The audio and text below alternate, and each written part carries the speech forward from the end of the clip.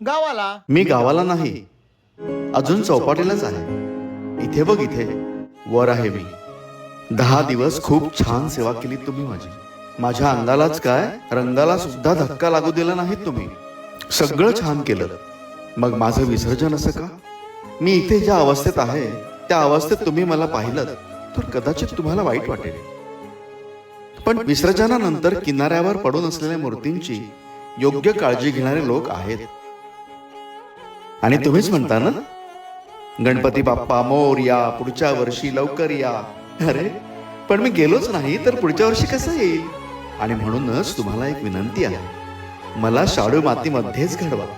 म्हणजे विसर्जनानंतर मी निसर्गात विलीन होईल आणि मग पुढच्या वर्षी आनंदाने पुन्हा तुमच्या भेटीला येईल. दादा थँक्यू. का? विसर्जनानंतरचं समुद्रावरचं चित्र खरंच खूप भयानक आहे.